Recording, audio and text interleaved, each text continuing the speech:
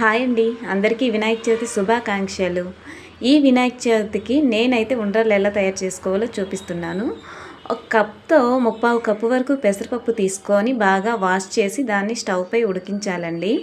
ఇంకో ప్యాన్లో 1 కప్పు దాకా నీళ్లు తీసుకొని ఆ నీళ్ళు అనేవి బాగా మరిగేంత వరకు వెయిట్ చేయాలి. ఇప్పుడు బాగా మరుగుతున్న ఆ వాటర్లో 1 టీ స్పూన్ వరకు గీ యాడ్ చేయాలండి. ఈ గీ యాడ్ చేయడం వల్ల మనకి ఉండలు అనేవి మంచి ఫ్లేవర్తో వస్తాయి. అలాగే కొంచెం అంత బెల్లం, అంటే ఒక 3 టీ స్పూన్స్ వరకు బెల్లాన్ని వేసి మనం బాగా వేడి చేయాలండి. ఈ నీళ్ళు అనేవి బాగా మరిగే స్టేజ్ వరకు రావాలి. చూసారా, ఇలా మరుగుతున్నప్పుడు మనం ఏ కప్పుతో అయితే వాటర్ తీసుకున్నామో అదే కప్పుతో పిండి వేసి బాగా ఉండలా చుట్టుకొని దాన్ని బాగా పామి చిన్న చిన్న ఉండల్లా చుట్టుకోవాలి. మరో పక్క మన పప్పు కూడా ఉడికిపోయింది కదా. ఇప్పుడు ఆ ఉండలు చుట్టుకున్న తరువాత ఇంకో ప్యాన్ పెట్టి అందులో 2 కప్పుల వరకు వాటర్ తీసుకొని అవి బాగా మరిగిన తర్వాత అందులో ఉండలు వేయాలండి. ఈ ఉండలు అనేవి మనకి సాఫ్ట్గా ఉడకాలండి. అప్పుడైతేనే మనం పప్పుని యాడ్ చేస్తే మనకి ఉండలు అనేవి చాలా టేస్టీగా ఉంటాయి. సో ఇది మాత్రం మిస్ అవ్వద్దు. ఉండలు వేసిన వెంటనే పప్పు వేసామంటే మాత్రం ఉండలు ఉడకవు, ఇది గుర్తుపెట్టుకోండి. ఇప్పుడు బాగా పైకి వచ్చిన ఉండల్లోకి మనం ముందుగా రెడీ చేసుకున్నటువంటి పప్పుని కొంచెం స్మాష్ చేసి ఇప్పుడు ఆ మిశ్రమంలోకి యాడ్ చేద్దాము. మొత్తం ఒక్కసారి బాగా కలుపుకోవాలండి. ఇది వేసిన తర్వాత చూసారా, ఇలా కలుపుకొని కాసేపు అలా ఉడకనిద్దాము. ఇప్పుడు బాగా ఒక 5 మినిట్స్ ఉడికిన తర్వాత మళ్ళీ ఒక్కసారి కలిపి ఎంతవరకు వచ్చిందో చూసుకుందాము.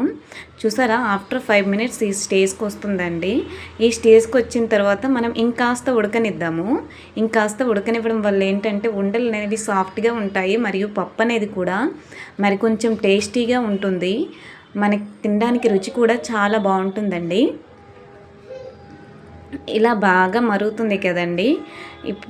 ఇంకొంచెం మరిగిన తర్వాత ఇప్పుడు మనం సాల్ట్ యాడ్ చేసుకుందాము.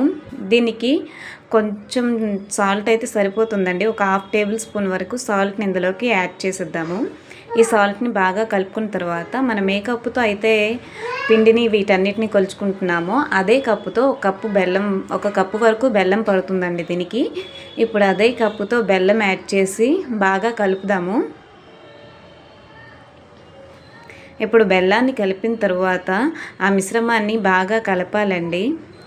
ఈ బెల్లం అనేది ఉండలు లేకుండా బాగా కరిగిపోవాలి, మరియు మన ఉండలకి ఈ బెల్లం అనేది పడితేనే తీపి అనేది ఉండలకి వస్తుంది కదా. ఇది బాగా ఉడకనివ్వాలండి. మ్యాక్సిమం ఒక 20 మినిట్స్ దాకా ఉడికిస్తే ఉండలు అనే వాటికి బెల్లం బాగా పట్టి టేస్ట్ అనేది ఇంకొంచెం బాగుంటుంది. చూసారా, ఇప్పుడు మనకి బెల్లం అంతా కూడా కరిగిపోయిందండి. ఇప్పుడు బెల్లం కాస్త ఉండలకి పట్టనిచ్చేంత వరకు ఇలాగే ఉడికిద్దాము. ఒక 5 మినిట్స్ తర్వాత మనకి ఫైనల్గా ఈ స్టేజ్కి వస్తుందండి. మీకు వీలైతే డ్రై ఫ్రూట్స్ ఇవన్నీ గీలో ఫ్రై చేసి కూడా వేయచ్చు. నేనైతే వేసుకోవట్లేదు, ఎందుకంటే నాకు చిన్నప్పటి నుంచి ఇలా ఉండలు తినడమే ఇష్టం. జీడిపప్పు అవన్నీ వేయడం వల్ల ఏంటో నాకు చిన్నప్పుడు తిన్న ఫీల్ రాదు. సో నేను ఎప్పుడు ప్లెయిన్గానే చేసుకుంటాను. మీరు ఎలా ఉండలు చేసుకున్నారు? మీ చిన్నప్పుడు మెమరీస్ ఏమైనా ఉన్నాయా? నేనైతే చిన్నప్పుడు వినాయక చవితి అంటే కేవలం ఉండల పండగగా మాత్రమే చూసుకునేదాన్నండి. ఎందుకంటే ఈ ఉండలు చుట్టడానికి మా ఫ్యామిలీ మెంబర్స్ అందరం కలిసి ఒకే దగ్గర కూర్చొని ఈ ఉండలు చుట్టేవాళ్ళం. సో నాకు ఎప్పుడూ ఆ వినాయక చవితి అంటే అవే మెమరీస్ గుర్తొస్తాయి. చిన్నప్పుడు అంతే కదండి, ఎవరికైనా ఆ మెమరీసే గుర్తొస్తాయి. పండగలంటే పిండి వంటలనే కదా. సో చూసారా, ఫైనల్గా మన ఉండలు అనేవి బాగా దగ్గరికి వచ్చైతే రెడీ అయిపోయాయి. ఇంకేముందండి, దీన్ని ఒక సర్వింగ్ ప్లేట్లో వేసి మన వినాయకుడికి పెట్టుకొని పూజ చేసేసుకోవడమేనండి. చూసారా, ఈ వినాయక చవితికి అయితే నేనైతే ఇలా రెడీ చేసుకున్నానండి ఉండ్రాళ్ళు. మరి మీరు ఎలా రెడీ చేసుకున్నారో నాకు కామెంట్లో చెప్పండి. అలాగే మీరు పూజ ఏ విధంగా చేసుకున్నారో కూడా కామెంట్ సెక్షన్లో మెన్షన్ చేయండి. చూసారా, మన ఉండలు చూసేసరికి కొంచెం జ్యూసీగా, మరీ గ్రేవీ లేకుండా మరీ దీనిగా మంచి స్ట్రక్చర్లో ఉన్నాయి కదా.